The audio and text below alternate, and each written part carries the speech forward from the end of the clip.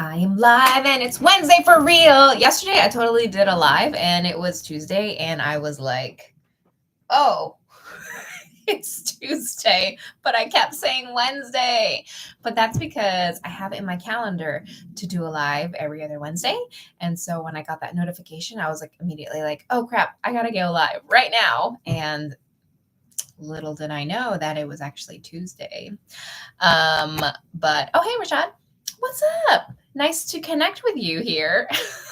Even though we haven't finished our challenge, our dance challenge, which is still on my mind, but forgive me for the delay.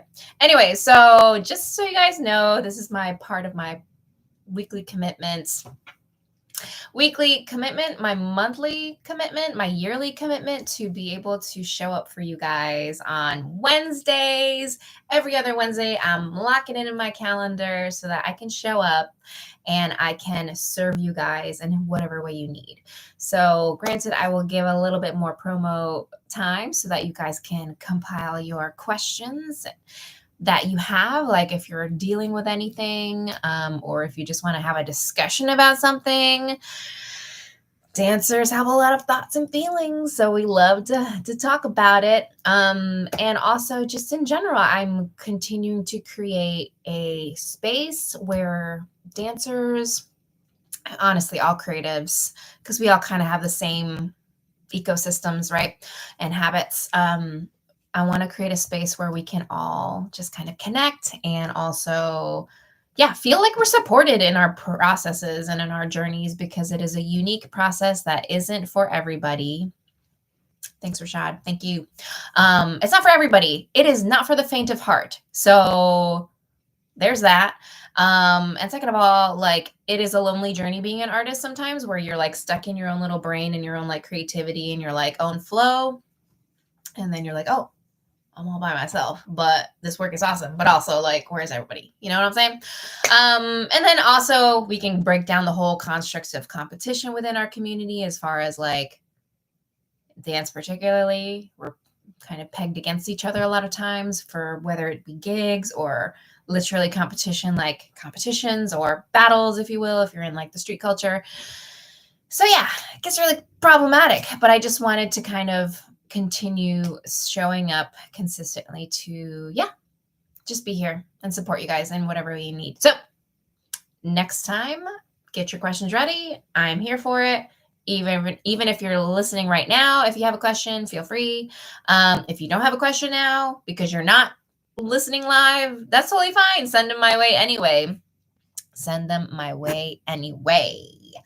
Okay, Joanna, what's up, mama? Anyways, so let me go off on a little tangent. If you guys have questions, please feel free to chime in, send them my way, etc., etc. But I want to go off on a little tangent as far as something that I came across recently. So James Whistler, I'm looking at the Wikipedia right now. He is this American painter. He was actually based primarily in the UK. But he was very active during the American Gilded Age. Oh gosh, I'm not entirely sure when that was, but it was basically in the period between the 1870s and 1890s, just so you know, history buffs. But this guy, as an artist himself, born in Massachusetts, and then spending tons of time in in the UK, he said this quote. So, artists are not paid for their labor, but paid for their vision. James Whistler. Hashtag. So let's break this down a little bit. What does this even mean? Artist is paid not for his labor, but for his vision. And you also have to think about the context of when he said this too.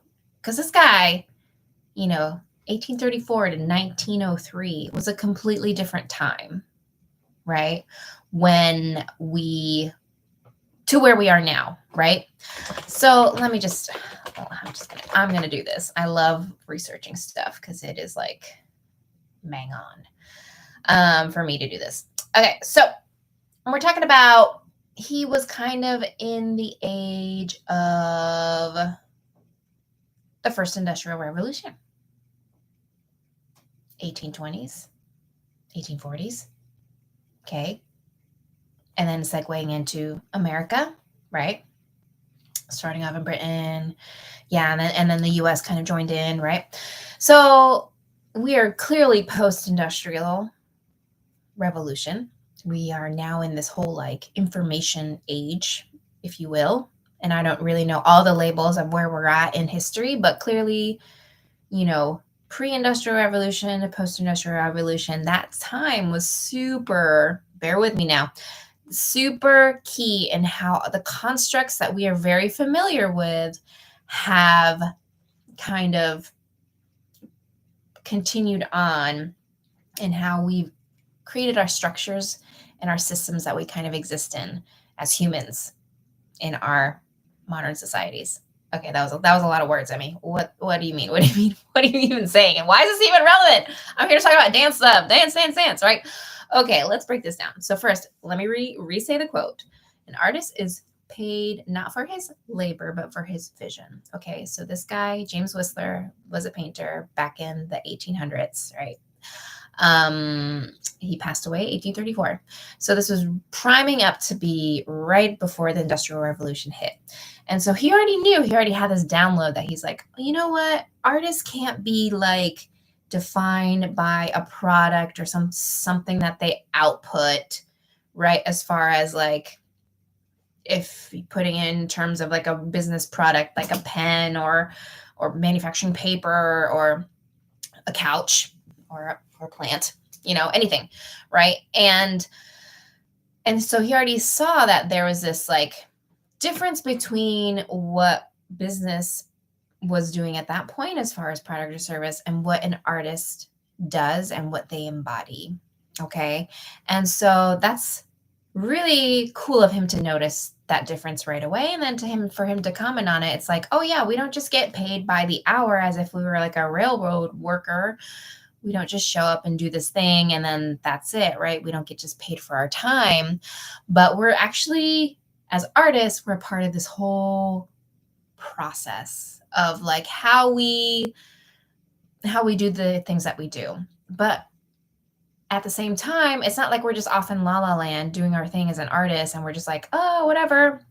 Hey to everybody who showed up. Bean Banky, okay. DJ for real, what's up? Caleb just peaced out, but hey, Caleb. But yeah, what I really want to emphasize with this is that, right? So artists aren't just like irrelevant, right? Because also artists, we have to recognize the impact that artists have had throughout history. So whether it be kind of, whether it be stirring up people to mobilize them under an idea or mobilize them to take action about something or like kind of programming them to think a certain way, to adopt a certain ideology. Like artists are the ones that have cultivated these kind of changes in our history and overall. And so it is because we are very inspired people. We are very tuned in, tapped in, turned on, whatever you want to say. And like, I know some of you are like not really necessarily into the woo woo, but you got to kind of embrace it as an artist because there's a lot of things that we do that cannot be explained, right? And you can say that, okay, yeah, maybe there's like something, an extra layer to us that makes us really special, that really help us to output things that are weird, to put it into like, I don't know. I don't want to cause any judgment.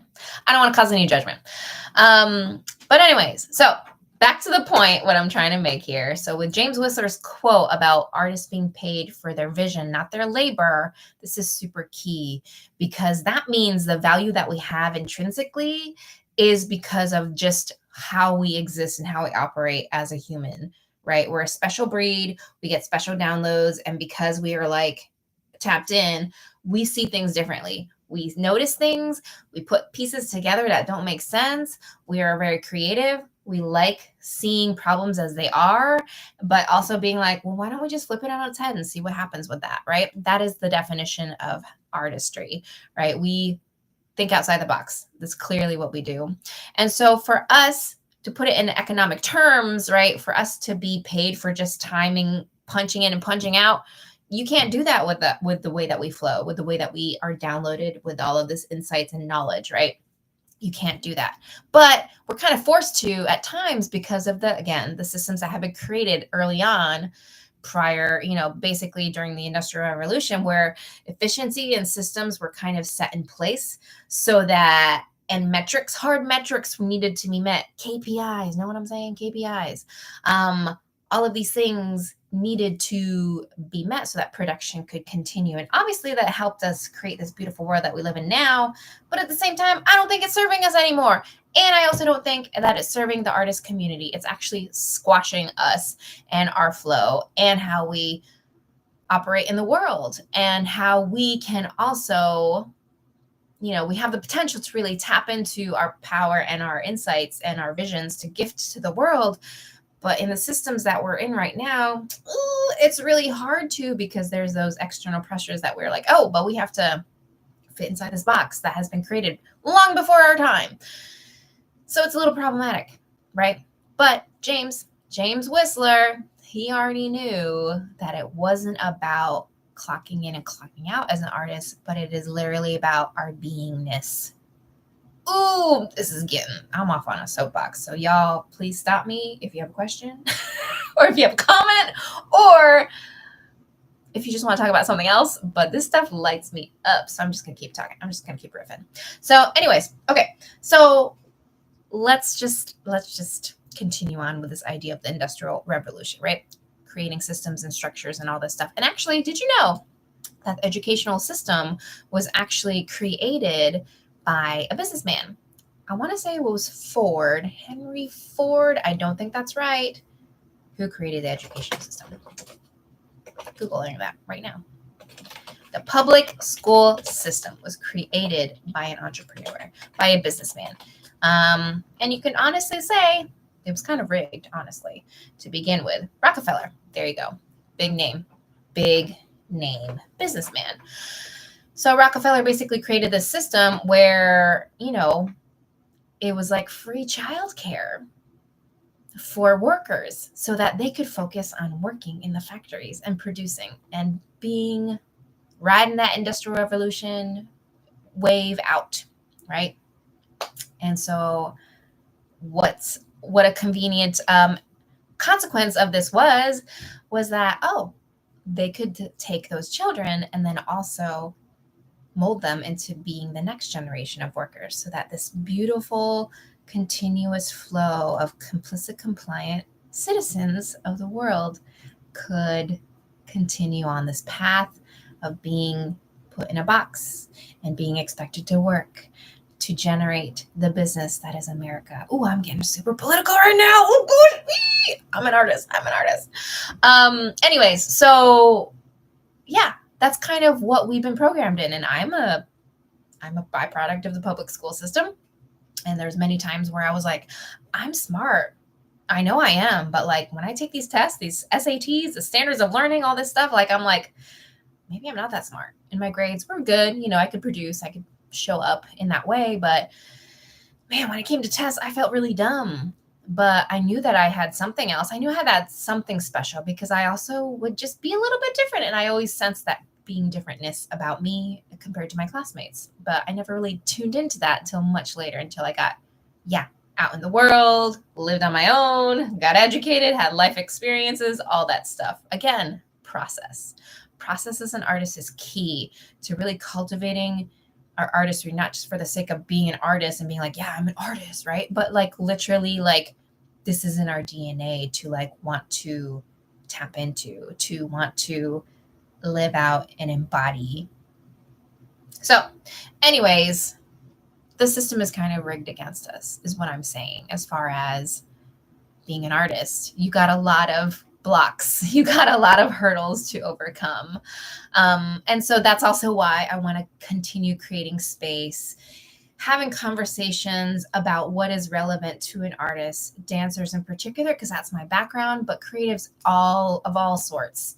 How can we continue supporting each other and like edifying each other in a way that's going to really help create impact, not only in our own little worlds and bubbles that we can control and affect, but like collectively as a community of free thinkers, of inspired souls, of people that are programmed a little bit differently, you know?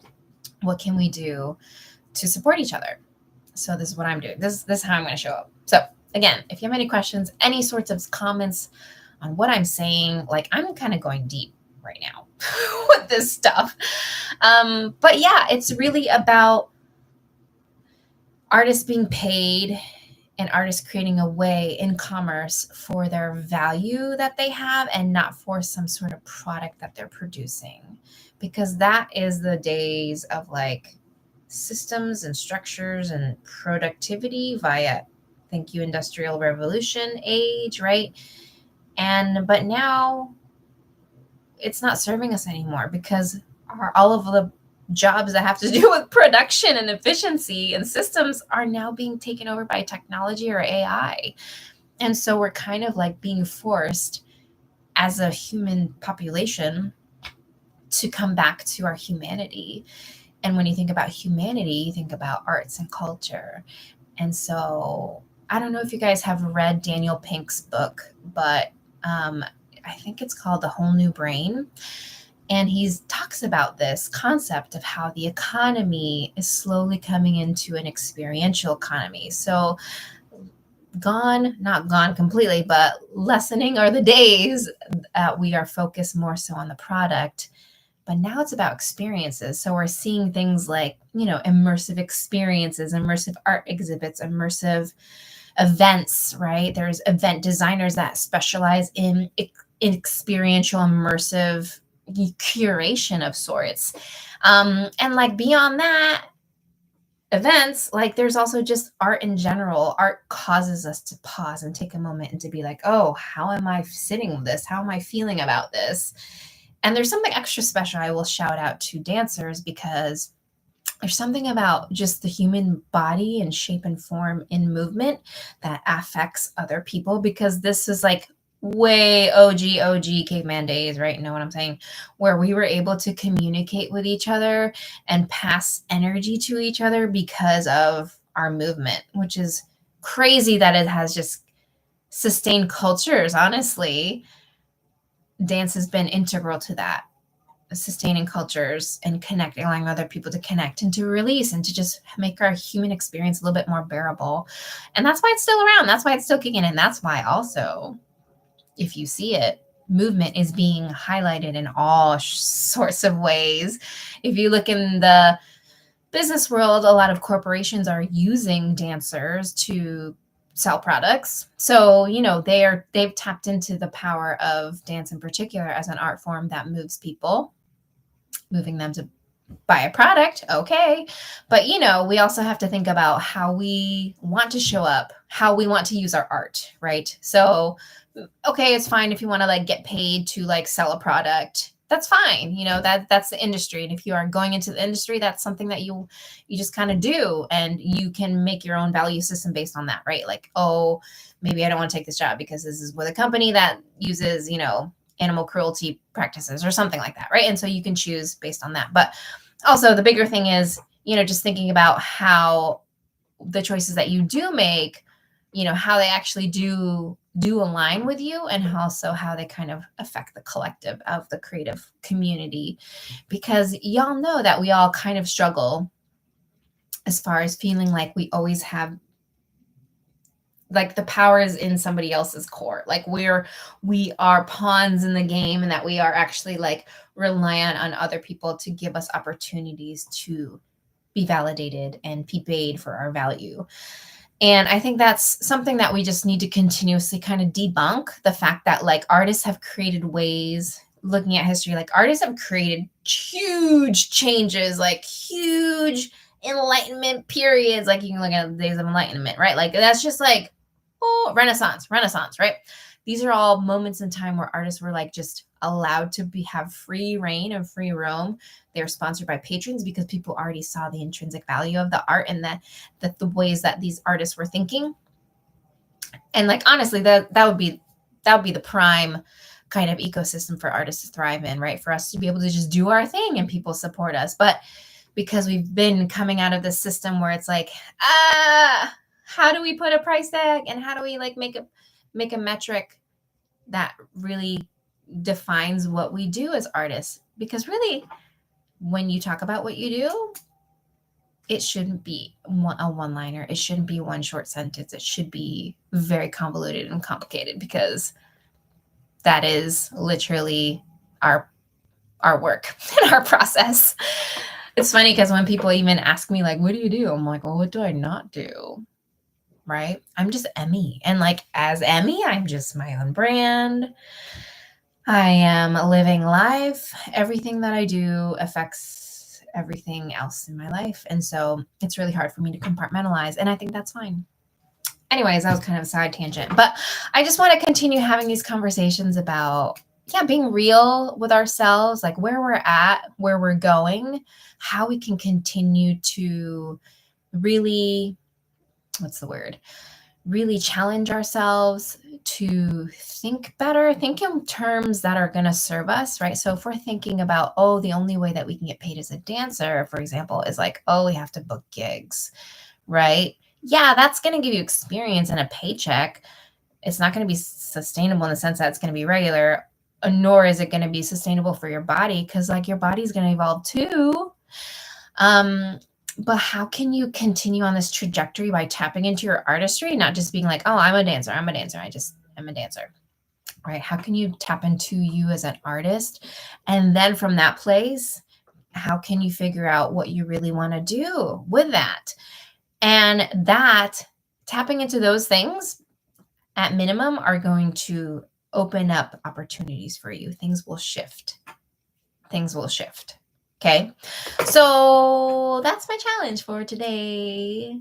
Before you dive into the world of making money from your art willy-nilly, do a little inventory of what you actually want to do and figuring out who you actually are as an artist, and start there. And let me tell you, it's a process.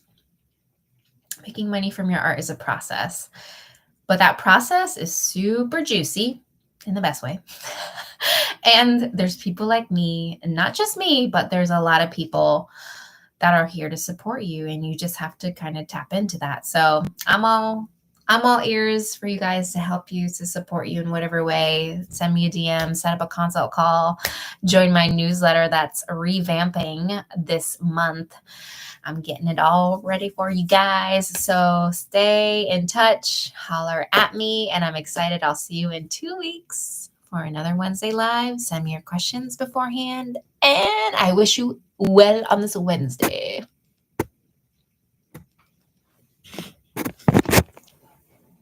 Peace.